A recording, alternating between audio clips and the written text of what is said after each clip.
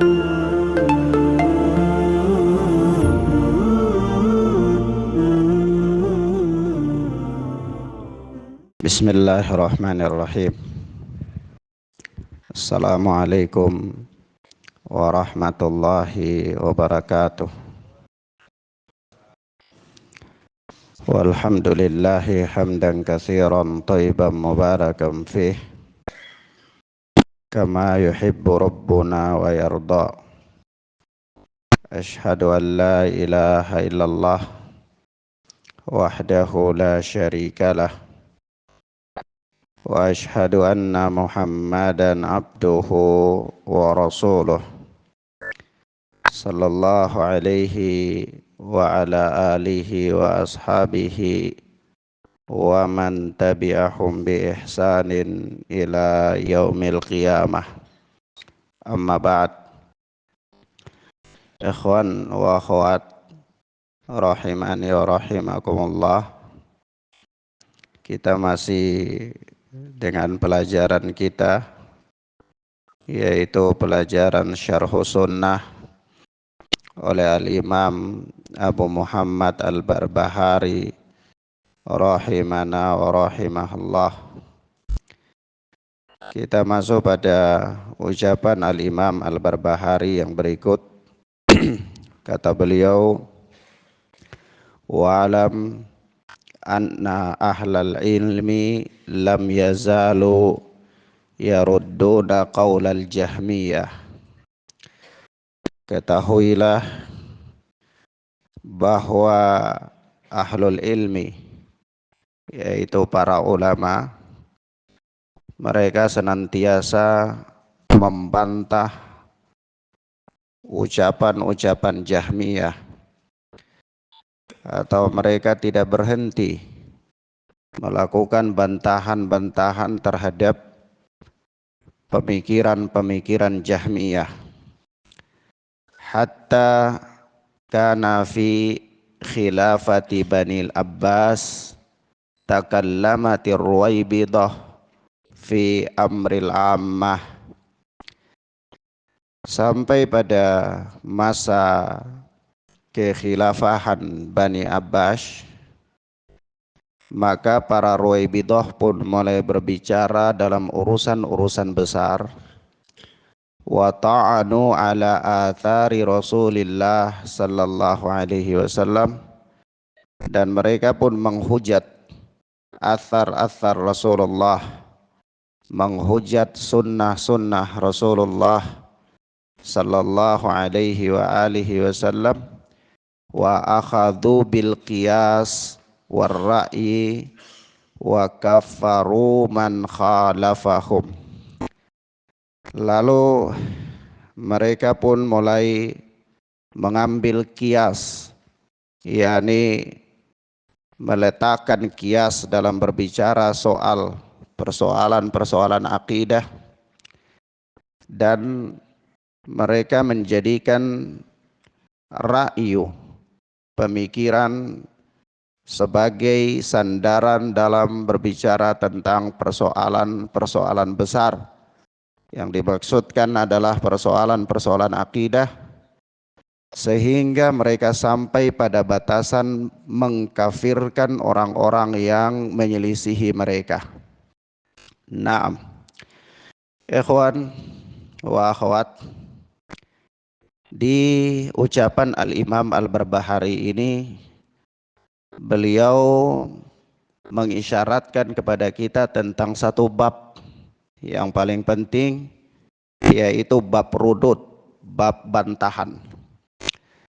Sesungguhnya bantahan terhadap para pelaku bid'ah dan orang-orang yang menyimpang dalam agama, baik di bidang ibadah maupun di bidang akidah, adalah merupakan suatu kewajiban yang para ulama sejak zaman dulu sampai sekarang itu mereka tetap berjalan di atas manhaj bantahan ini, yaitu senantiasa melakukan bantahan-bantahan terhadap setiap orang yang menyimpang.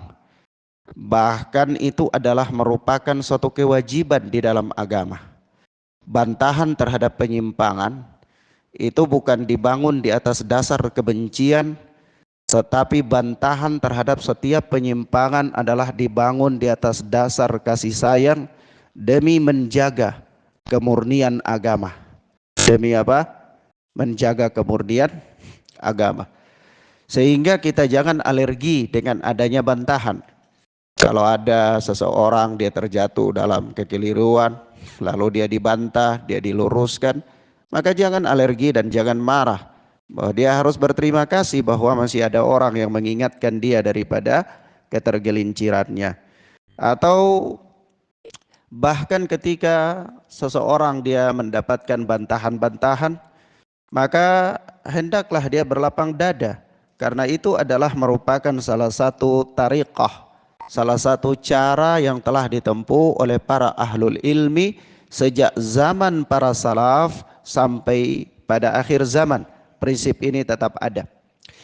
Sebab itu kalau kita baca kitab-kitab para ulama dalam masalah akidah, kita dapati di sana banyak sekali bantahan-bantahan ya terhadap para pelaku penyimpangan. Kemudian ikhwan, a'azzani Allahu wa iyyakum.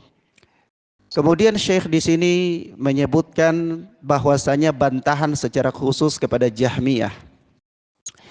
Sebenarnya bantahan itu terjadi pada setiap kelompok yang menyimpang.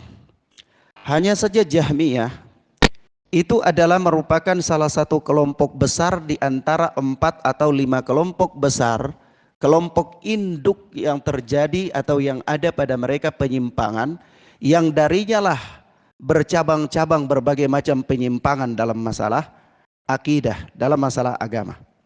Yang nanti Al-Imam Al-Barbahari menyebutkannya pada bait-bait kalimat yang berikut. Tetapi di sini Jahmiyah, beliau menyinggung Jahmiyah. Jahmiyah sejak dari zaman para salaf itu sudah mendapatkan bantahan-bantahan sampai pada masa kekhalifahan Abbasiyah. Ya, masa kekhalifahan siapa? Abbasiyah. Nanti kita sebutkan ya, fitnah yang terjadi pada masa pemerintahan atau kekhalifahan Abbasiyah itu berbagai macam fitnah. Yang paling populer adalah fitnah Al-Quran adalah makhluk. Taib, Jahmiyah. Apa itu Jahmiyah? Jahmiyah adalah nisbat kepada Jaham bin Safwan. Kepada Jaham bin Safwan. Jaham bin Safwan itu wafat pada tahun 128 Hijriah. Pada tahun 128 Hijriah. Tahun lahirnya diikhtilafkan oleh para ulama. Tetapi Jaham bin Safwan ini tadinya dia adalah seorang yang ahli fikih. Seorang ahli fikih, seorang ahli ibadah, dan seorang yang sangat gemar sekali berdebat. Jaham bin Safwan orang yang sangat gemar berdebat. Sehingga di dalam perjalanan perdebatannya, suatu ketika dia berhadapan dengan kaum Dahriyah, yaitu orang-orang yang beranggapan bahwa yang menghidupkan dan mematikan itu waktu. Hanya perjalanan waktulah kemudian manusia itu mati, perjalanan waktulah kemudian terjadinya gunung meletus, perjalanan waktu terjadi kekeringan dan seterusnya. Jadi itu semua bukan karena Allah Subhanahu wa taala, tetapi itu karena proses waktu sehingga terjadilah yang demikian. Nah, kaum ini mereka dari India. Kemudian bertemulah dengan Jaham bin Safwan dan dia berdebat dengan mereka. Perdebatan yang panjang terjadi antara Jaham bin Safwan dengan mereka, yang tujuannya adalah ingin meluruskan mereka, ingin mengembalikan mereka pada suatu keyakinan bahwa di alam semesta ini ada Allah, ada Tuhan. Karena kaum ini mereka tidak meyakini adanya Tuhan. Jadi kematian itu hanya proses alam. Jadi kadang-kadang kita katakan begini, ada kalimat-kalimat di kalangan orang awam mengatakan, nah itu fenomena alam ya. Ini fenomena alam. Padahal kalimat-kalimat seperti itu sesungguhnya itu adalah akidah yang dipegang oleh orang-orang ateis zaman dulu kala. Yang mereka mengatakan bahwasanya tidak ada sesuatu yang terjadi di bumi ini itu diatur oleh Allah Azza wa Jalla, tidak ada. Tetapi dia terjadi itu karena fenomena alam saja. Karena apa? Fenomena alam. Maka Jaham bin Safwan Dia mendebat mereka, ingin mengembalikan mereka kepada satu kepercayaan, satu keyakinan bahwa di alam semesta ini ada Rabb, ada Allah. Tapi apa yang terjadi ya ikhwan? Dari hasil perdebatan itu, kemudian Jahm bin Safwan merumuskan kaidah-kaidah yang namanya Jahmiyah. Apa? Jahmiyah. Jadi hasil pemikiran Jahmiyahnya itu terbentuk ketika dari hasil perdebatan. Dari hasil apa? Perdebatan. Sebab itu ya ikhwan, para ulama salaf dalam kitab-kitab akidah itu melarang kita dari melakukan perdebatan dengan ahlul bid'ah. Melarang kita dari apa? Melakukan perdebatan dengan ahlul bid'ah. Kenapa? Karena hati itu lemah. Sementara syubhat itu apa? Menyambar-nyambar. Ya, maka bukanlah merupakan tariqah salaf. Kadang-kadang kita mengadakan perdebatan massal yang dihadiri oleh berbagai macam manusia, ya, dengan peserta yang beraneka ragam. Kemudian di situ dengan moderator yang juga nggak tahu firqahnya apa, ya, pemikirannya bagaimana, sehingga yang terjadi dalam perdebatan itu bukanlah untuk mencari kebenaran, melainkan masing-masing pihak dia bersekukuh dengan apa yang dia yakini. Akhirnya terjadilah saling fitnah di situ, saling mendiskreditkan di situ. Jadi bukanlah perdebatan untuk mencari kebenaran, bukanlah apa ya ikhwan, perdebatan untuk mencari kebenaran. Maka orang-orang yang melakukan majelis-majelis yang demikian ini, kita katakan kepada mereka, hendaklah mereka merujuk nasihat para salaf dalam kitab-kitab akidah dalam hal menghindari perdebatan dengan ahlul bid'ah. Kenapa? Karena agama saya sudah jelas, apa yang saya yakini sudah terang benderang. Kalaupun Anda masih bingung, silahkan carilah agama Anda sendiri. Ya, mafhum ya ikhwan? Paham ya? Dan kisah banyak orang yang menyimpang dan sesat itu setelah terjadinya perdebatan, diberikan hobi untuk berdebat. Rasulullah sallallahu alaihi wasallam mengatakan, "Ma dhalla qaumun illa utul jadala." Tidaklah suatu kaum itu mereka sesat melainkan setelah mereka diberikan hobi untuk berdebat. Hobi untuk apa? Berdebat. Nah, kenapa ya ikhwan? Karena agama ini tidak perlu diperdebatkan. Al-Quran dan Sunnah sudah jelas, yang diterangkan oleh para ulama, yang diterangkan oleh para salafun salih. Oleh sebab itu Al-Imam Abdul Bar, Al-Imam Ibnu Rajab Al-Hambali rahimana wa rahimahullah, beliau mengatakan kepada kita begini dengan kalimat yang sangat indah sekali. Perhatikan kalimat beliau, dan kalimat ini kalau bisa dicatat dan diingat-ingat dalam benak kita, bahwa apa kata beliau begini, la yujad fi kalami man ba'dahum min khairin illa wa huwa fi kalamihim mawjudun. Tidaklah didapati pada ucapan seorang pun setelah salaf, yaitu tidaklah didapati ucapan dari kaum khalaf, paham, tentang suatu kebaikan, melainkan perkara tersebut telah terdapat di dalam ucapan para salaf, bi aujaz lafdhin wa akhdar ibarah, dengan kalimat yang singkat dan penjelasan yang tidak bertele-tele. Nah, mafhum ya ikhwan? Paham? Jadi tidaklah didapati suatu kalimat yang mungkin ungkapannya, ibaratnya bagus, permisalannya indah, retorikanya bagus sekali, dari kaum khalaf yang menurut kita itu baik, atau menurut keterangan dia baik, maka kita katakan sesungguhnya kebaikan yang dia katakan itu bukanlah hal yang baru, melainkan kebaikan yang dia katakan itu maujudun, sudah ada di ucapan para salaf, hanya saja mereka mengucapkannya dengan kalimat yang singkat, padat maknanya. Paham maksudnya ikhwan? Paham ya? Baik. Sehingga jangan terpengaruh dengan ucapan orang-orang yang kemudian datang belakangan mengeluarkan ide-ide yang baru, mengeluarkan pendapat-pendapat yang kelihatannya dengan retorika yang bagus, lalu kita terpesona dan mengatakan, oh ini alim, ini luas ilmunya. Kita katakan tidaklah kebaikan yang lahir dari dirinya itu, melainkan para salaf sudah berbicara tentangnya. Bahkan mereka berbicara tentang kebaikan yang dia bicarakan itu dengan kalimat yang sangat singkat dan ibarah yang sangat bagus. Mafhum ya ikhwan? Siapa yang mengatakan itu kepada kita? Al-Imam Ibnu Rajab Al-Hambali rahimana wa rahimahullah. Taib. Itu pertama. Sampai di sini paham ya ikhwan? Taib. Kemudian kita lihat sendiri apa namanya Jahmiyah. Jahmiyah itu kalau kita urai dia punya kesesatan-kesesatan, bukan hanya di satu bidang, bukan hanya di satu sisi. Maka Jahmiyah kalau ana simpulkan itu ada kesesatan yang paling menonjol dari Jahmiyah ini dari 6 sisi. Dari 6 sisi. Sisi yang pertama dalam masalah akidah. Dalam masalah akidah. Jahmiyah dalam masalah akidah, mereka menafikan seluruh sifat-sifat Allah. Mereka menafikan seluruh sifat-sifat Allah. Dan mereka hanya menetapkan satu sifat saja, yaitu al-wujudul mutlak. Al-wujudul mutlak. Artinya apa? Allah itu ada tanpa sifat. Allah ada tanpa sifat. Mafhum ya ikhwan? Ini dalam bidang apa?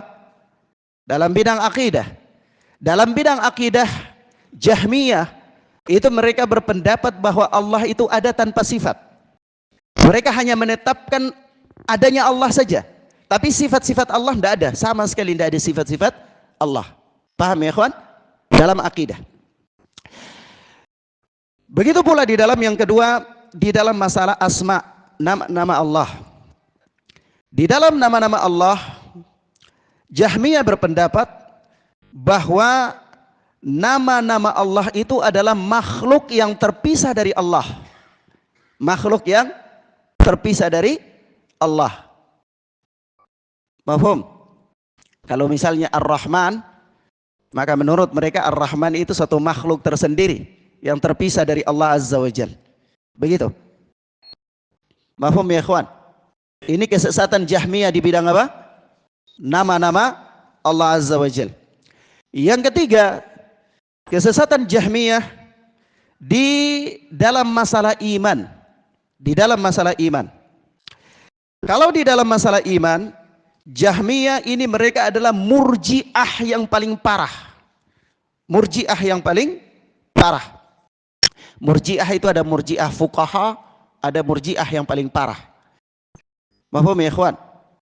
Jadi murji'ah yang paling parah itu sejalan dengan pemahaman Jahmiyah dalam hal iman. Dalam hal iman. Yaitu apa? Yaitu mereka berpendapat bahwa iman itu cukup sekedar ma'rifah saja. Sekedar mengetahui saja. Jadi kalau sudah mengetahui, sudah. Selesai. Itulah iman. Jadi kalau menurut Jahmiyah, iman iblis itu sama dengan iman malaikat. Ya? Iman iblis sama dengan iman malaikat. Iman Fir'aun sama dengan iman Abu Bakar As-Siddiq. Sama. Kenapa? Karena sekedar mengetahui saja. Mengetahui bahwa ada Allah. Mengetahui bahwa apa? Ada Allah Azza wa Jal. Baik. Ya, ini murji'ah yang paling parah. Murji'ah yang paling parah. Yang berikut yang keempat, yaitu penyimpangan Jahmiyah dalam masalah takdir. Dalam masalah takdir. Jahmiyah dalam masalah takdir, mereka sejalan dengan kaum Jabariyah.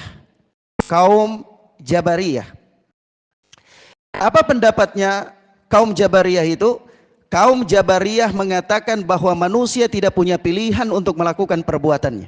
Mereka dipaksa oleh Allah Subhanahu wa taala untuk melakukan perbuatan mereka. Itu Jabariyah. Kaum apa? Jabariyah. Jadi manusia tidak punya pilihan. Tidak punya pilihan untuk melakukan perbuatannya, itu tidak punya pilihan. Seseorang dia melakukan suatu perbuatan, itu dia dipaksa oleh Allah untuk melakukan perbuatan itu. Ya. Itu namanya apa? Jabariyah. Mafhum ya ikhwan? Itu di dalam apa? Masalah takdir, Jahmiyah sejalan dengan Jabariyah. Yang kelima dalam masalah gaib.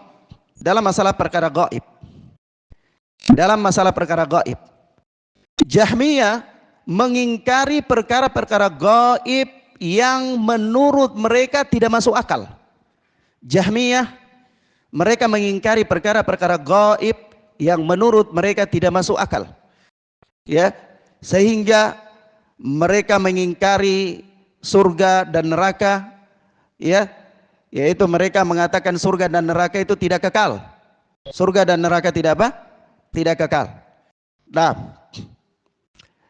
mahfum? Yang keenam, dalam masalah Al-Quran.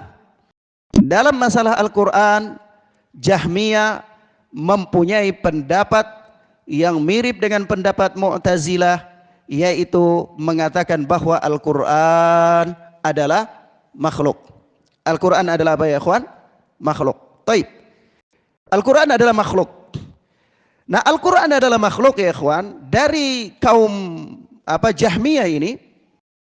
Kemudian mereka sendiri Jahmiyah itu terbagi menjadi dua dalam hal pandangan mereka terhadap Al-Quran. Secara umum mereka mengatakan Al-Quran itu makhluk, tetapi kemudian mereka berselisih pendapat, atau di dalamnya terbagi menjadi dua kelompok. Kelompok yang pertama yaitu, jadi Jahmiyah ini mereka sudah terjatuh dalam bid'ah mengatakan Al-Quran makhluk, lalu di dalamnya ada bid'ah lagi, mereka membuat bid'ah baru lagi. Paham maksudnya? Bid'ah yang pertama adalah bid'ah lafdiyah. Bid'ah lafdiyah yang mengatakan bahwa lafadzku dalam membaca Al-Quran itu makhluk. Itu apa? Makhluk. Mahfum ya ikhwan?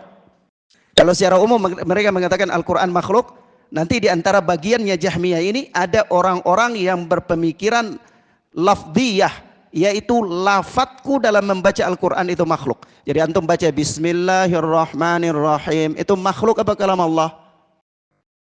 Menurut Jahmiyah makhluk apa kalam Allah? Makhluk. Makhluk ya? Taib. Pencetusnya siapa? Pencetusnya adalah seorang yang luar biasa di dalam ilmu fiqih, yaitu Husain bin Ali Al-Karabisi. Husain bin Ali Al-Karabisi di dalam Syiar Alam Nubala, Al-Imam Ad-Dahabi berbicara tentang biografi beliau. Beliau ini ahli fikih, bahkan muridnya Imam Syafi'i dan senior-seniornya murid-muridnya Imam Syafi'i rahimahullah. Ya, murid-murid senior Al-Imam Asy-Syafi'i rahimahullah. Siapa dia? Husain bin Ali Al-Karabisi. Dia mempunyai, dan dia di dalam bidang hadis juga ahli. Dia ahli dalam bidang hadis, ahli dalam bidang fikih. Dia punya beberapa karangan yang luar biasa, dan dia terkenal dengan ibadahnya. Dia terkenal dengan apa? Ibadahnya. Tetapi dia mencetus paham yang mengatakan lafzi bil Quran makhluk. Ya, lafadzku dengan Al-Quran ini adalah apa? Makhluk. Mafhum ya ikhwan? Paham ya? Paham? Oleh sebab itu Al-Imam Ahmad rahimahullahu ta'ala berbicara tentang Husain bin Ali Al-Karabisi. Kata Al-Imam Ahmad, la tujalisuhu, janganlah kalian duduk dengan dia. Tidak boleh duduk dengan dia. Tidak boleh apa? Duduk dengan dia. Dalam sebagian riwayat kata Imam Ahmad, la tukallimuhu wa la tukallim man yukallimuhu. Jangan bicara dengan dia dan jangan bicara dengan orang yang bicara dengan dia. Jangan bicara dengan dia dan jangan bicara dengan teman-temannya, begitu maksudnya. Mafhum ya ikhwan? Siapa ini dia? Dia seorang alim besar, ahli fikih, senior-seniornya dari murid-murid Imam Syafi'i. Iya. Beliau senior dari murid-murid Imam Syafi'i. Mereka itu setabakat dengan siapa? Al-Imam Al-Muzani, Al-Imam Al-Humaidi, Abu Bakar Al-Humaidi. Ini mereka satu tabakat semuanya, alim-alim, murid-murid seniornya Al-Imam Asy-Syafi'i, ahli fikih, ahli hadis, mempunyai kitab-kitab yang banyak, terkenal sebagai ahli ibadah. Tetapi ketika para ulama berbicara tentang penyimpangan dan kesesatannya, mereka tidak mau peduli dengan baiknya ibadah dia. Mereka enggak mau peduli dengan baiknya ahli fikih dia. Mereka enggak mau peduli dengan rajin sholat malam dia. Imam Ahmad mengatakan, la tukallimuhum, jangan bicara dengan orang-orang yang seperti dia itu. Tidak boleh. Mafhum ya ikhwan? Paham? Jadi kadang-kadang kalau kita enggak mengerti bab ini, kita katakan, tapi Ustaz, dia murid-muridnya banyak. Ya, dia kalau ngaji itu banyak orang Ustaz. Dia itu orangnya rajin ibadah. Kalau sholat khusyuk, lemas. Ya, nah ini. Tapi kok bisa ya dia ditegur kayak gitu misalnya. Mafhum ya ikhwan? Paham ya? Lah antum lihat Husain bin Ali Al-Qarabisi. Siapa dia? Al-Imam Ad-Dahabi menyebutkan tentang biografinya di dalam Syiar A'lam Nubala bahwa dia ahli fikih, dia ahli hadis, dia murid-murid seniornya Al-Imam Asy-Syafi'i, tetapi karena penyimpangannya dalam bidang akidah itu fatal, dia mengatakan bahwa lafzi bil Qur'ani makhluk, ucapanku dengan Al-Qur'an itu makhluk, maka mereka mengatakan dia mubtadi, dol mudil, ahli bid'ah yang sesat dan menyesatkan. Mafhum ya ikhwan? Paham ya? Baik, ini satu. Kemudian kita lihat suatu ketika kata orang begini, Ustadz, enggak, karena dia ini punya kebaikan yang banyak, tapi dia juga punya penyimpangan. Kalau begitu saya mau ambil yang baiknya saja, Ustadz. Iya, saya mau ambil yang baiknya saja. Mafhum ya ikhwan? Saya kasihkan kepada antum satu athar, yaitu ketika Muhammad bin Ismail Al-Halabi itu dia bercerita kepada Al-Imam Al-Auza'i rahimana wa rahimahullah. Dia katakan kepada Al-Imam Al-Auza'i, ya Imam, di sana ada seorang laki-laki yang dia berpendapat begini, ana ujalisu ahla sunnah wa ujalisu ahlal bid'ah. Saya duduk dengan ahlu sunnah dan saya juga duduk dengan ahlul bid'ah. Jadi orang ini kolaborasi. Iya, mafhum enggak? Saya duduk dengan pelaku penyimpangan dan saya duduk juga dengan orang-orang yang berada di atas kebenaran. Ini untuk mau ambil apa? Ambil baiknya. Iya. Tapi apakah pendapat dia itu diterima oleh Al-Imam Al-Auza'i? Al-Imam Al-Auza'i mengatakan begini, perhatikan ucapan Al-Imam Al-Auza'i. Hadzal rajul yuridu ayyusawiya bainal haqqi wal batil. Orang ini dia hendak menyamakan antara kebenaran dan kebatilan. Dia hendak apa? Menyamakan antara kebenaran dan kebatilan. Sebab itu ikhwan, ahlu sunnah, salafiyun, itu mereka sangat tathabbut sekali. Sangat tathabbut dalam menuntut ilmu dan sangat tathabbut dalam memberikan ilmu. Mafhum ya ikhwan? Karena ini perkara tadi, tidak bisa sembarangan dalam belajar. Sebab itu ketika orang ini mengatakan ana ujalisu ahlas sunnah wa ujalisu ahlal bid'ah, kata Al-Imam Al-Auza'i, hadzal rajul yuridu ayyusawiya bainal haqqi wal batil. Orang ini hendak menyamakan antara al-haq dengan al-batil. Antara al-haq dengan al-batil. Suatu ketika ada seseorang yang bernama Muhammad bin Bundar Al-Jurjani. Dia berkata kepada Al-Imam Ahmad rahimahullah.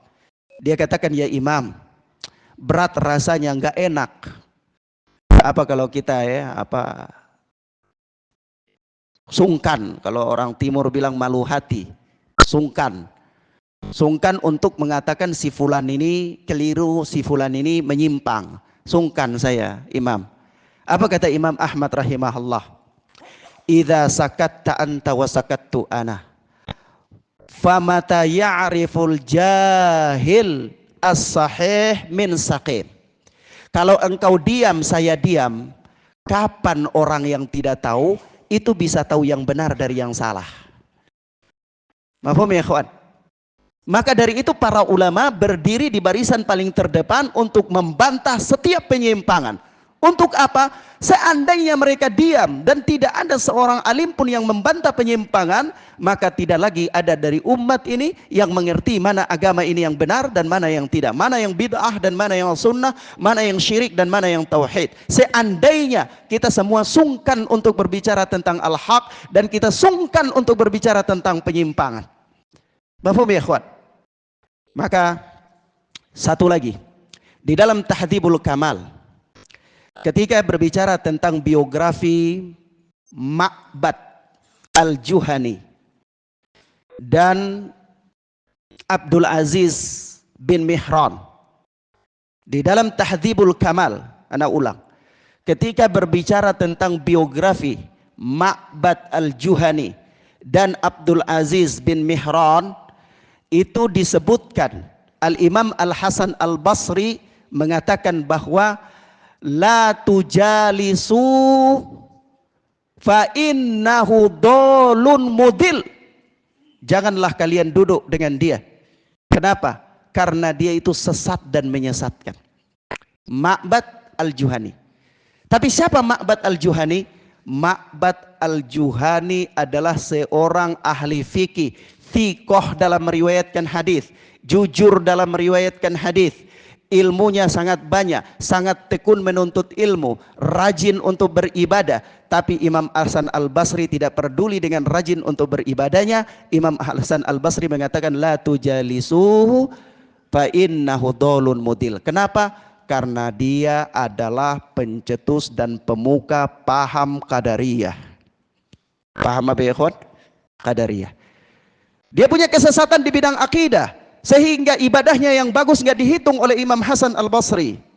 Dia sesat dalam bidang akidah, rajin menuntut ilmu, nggak dihitung oleh Imam Hasan Al-Basri. Sehingga Imam Hasan Al-Basri memperingatkan umat dari dia dengan mengatakan la tujalisuhu fa innahu dolun mudil.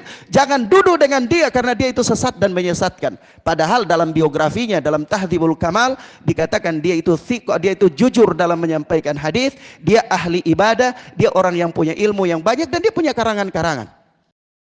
Paham ya kawan? Paham ya? Ini semua dilakukan oleh para ulama dalam rangka apa? Membentengi agama ini dari kerancuan. Jangan sampai agama ini terjadi distorsi padanya. Mafhum ya ikhwan? Jadi kita penuntut ilmu, kalau menghadapi para masyayikh, orang alim, ustadz, ya, yang memperingatkan dari sebuah bid'ah atau sebuah penyimpangan, jangan kita marah. Nggak boleh main perasaan. Nggak boleh main perasaan. Itu adalah upaya dalam membentengi agama supaya agama ini tidak rancu. Supaya agama tidak apa? Rancu. Taib. Sampai di sini antum paham dalam masalah rudud, bantahan? Yang berikut kita kembali kepada lafadz lafzi bil Qur'ani makhluk. Husain bin Ali Al-Karabisi, sebenarnya lafadz ini umum. Lafadz ini umum. Lafzi bil Qur'ani makhluk. Ucapanku dengan Al-Qur'an ini makhluk, itu umum. Sebenarnya masih ada sisi untuk bisa diterima. Kenapa? Karena kalau yang dimaksudkan lafadz itu adalah huruf-huruf, ya, suara orang yang membaca, ya, bibirnya yang bergerak, makhluk itu bisa benar. Ya, ikhwan. Karena telah berlalu ana berikan kaidah di dalam masalah Al-Qur'an makhluk itu adalah apa? As-sautu sautul qari wal kalam kalamul bari. Suara itu adalah suara pembaca makhluk, sedangkan kalam itu adalah firman Allah, kalam Allah. Paham ya? Jadi kalau lafadz lafzi itu umum, dia masih bisa punya sisi untuk ditafsirkan kepada yang benar. Kalau yang dimaksudkan itu adalah bibir yang bergerak, suara yang keluar dari lisan, ya, maka itu makhluk, bisa benar. Tapi kalau yang dimaksudkan adalah apa? Ucapan itu adalah makhluk, ini yang salah.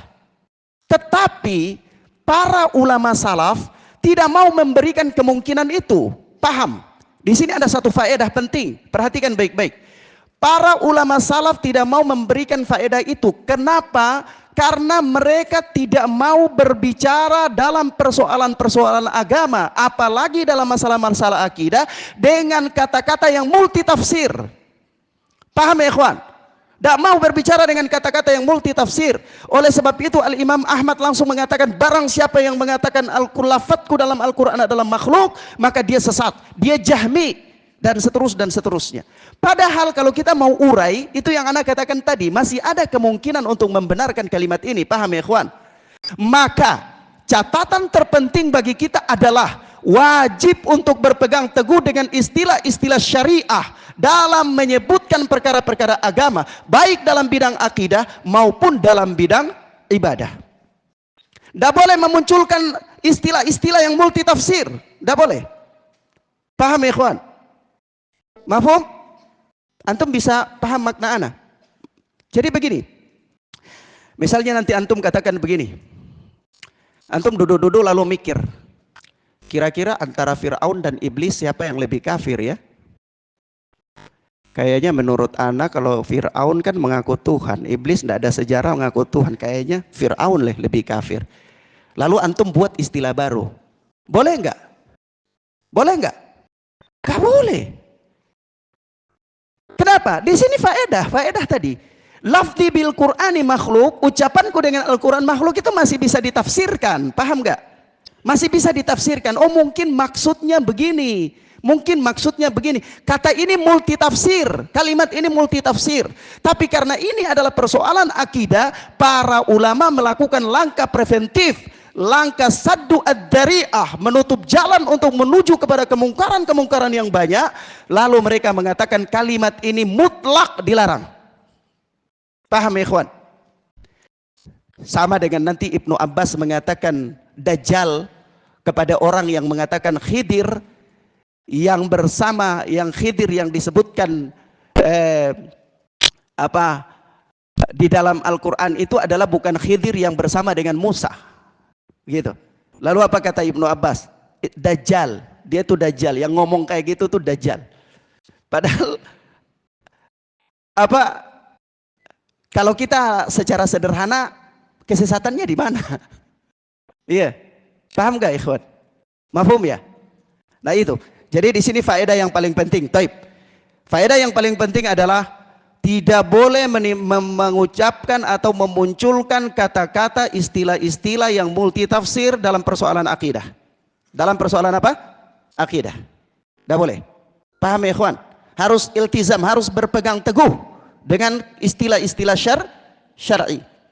Baik, yang kedua, bid'ah Quran makhluk dalam Jahmiyah ini, kalau tadi adalah lafziyah, sekarang adalah apa? Al-Waqifah. Al-Waqifah itu orang-orang yang tawakuf. Tawakuf yang mengatakan begini, la adri makhlukun au laisa bimakhlukin. Aku tidak tahu lafaz Al-Quran itu makhluk atau bukan makhluk, aku nggak tahu, serahkan kepada Allah saja. Ini Al-Waqifah. Ini juga sesat. Ini juga apa? Sesat. Taib. Sampai di sini paham ya ikhwan? Jadi orang-orang yang mengatakan Al-Quran lafadzku dengan Al-Quran adalah makhluk, itu sesat. Dan orang-orang yang mengatakan tidak tahu dia makhluk apa bukan makhluk, itu juga sesat. Paham? Faedah apa di sini? Faedahnya adalah ketika seseorang berhadapan dengan kebenaran yang nyata, lalu dia bersikap abstain. Mafhum? Dia bersikap abstain, itu dia benar apa dia salah? Dia dibenarkan apa disalahkan? Hah? Dia kan gak punya pendapat Ustadz, barangkali dia hati-hati. Iya. Bisa nggak antum ngomong kayak gitu? Hah? Bisa nggak? Ana ndak tahu Al-Quran itu makhluk apa bukan makhluk. Sudah, ana hati-hati mau selamat. Itu ana sesat apa enggak? Hah? Sesat. Sebab itu kebenaran itu antum harus berada di dalamnya. Ndak boleh berdiri di pinggirnya. Atau nggak boleh bersikap tawakuf terhadap kebenaran. Saya ndak tahu itu benar apa enggak benar. Nggak boleh. Mafhum ya ikhwan? Paham? Nggak boleh. Orang yang tawakuf kepada kebenaran yang sudah nyata di atasnya, ada dalil yang syar'i, ada nas dari Al-Quran, ada nas dari sunnah, ada pendapat-pendapat para ulama yang mengatakan kepadanya ini kebenaran, lalu dia mengatakan anak tidak tahu, anak ini bukan salafi, anak ini muslim saja, anak tidak tahu salafi itu apa, benar apa enggak, belum tentu juga kan, kita ini belum tahu ibadah kita bagaimana kan dengan sahabat, enggak tahu, jadi anak muslim. Paham enggak? Ini menyimpang apa tidak? Menyimpang. Lah ini orang tawakuf. Tawakuf ini kalau kita nalar pakai nalar kita, ini dia hati-hati. Paham nggak? Dia mengatakan la adri makhlukun aw laisa bimakhluk. Aku ndak tahu Quran itu makhluk atau bukan makhluk, sudah serahkan kepada Allah aja deh. Para ulama katakan dia sesat apa enggak? Sesat. Lalu antum sudah tahu kebenaran Al-Quran dan sunnah. Antum mengerti penjelasan para ulama tentang suatu masalah, lalu antum mengatakan oh enggak tahu, barangkali dia maksudkan begini Ustaz, anak enggak paham, itu urusan dia lah, dia lebih alim. Itu kira-kira antum salah apa benar? Hah? Salah. Maka kebenaran itu antum enggak boleh berdiri di pinggirnya, atau antum enggak boleh tawakuf, tapi antum wajib masuk di tengah-tengah kebenaran itu dan menampakkan diri sebagai ahlul haq. Menampakkan diri sebagai apa? Ahlul haq. Mafhum? Paham ya ikhwan? Baik. Ilahuna ya ikhwan, a'azzani Allah wa iyyakum. Adapun cukup ya. Ya. Adapun terkait dengan pembahasan tentang wa akhadul qiyas. Ini nanti kita sebutkan pada pelajaran berikut insyaallah, yaitu rukun-rukun yang berkaitan dengan qiyas. Wallahu taala a'lam bissawab. Hadanallahu wa iyyakum wa barakallahu fikum. Wa sallallahu ala nabiyyina Muhammad wa ala alihi wa sahbihi wasallam. Subhanakallahumma wa bihamdika asyhadu an la ilaha illa anta astaghfiruka wa atubu ilaik. Wassalamualaikum warahmatullahi wabarakatuh.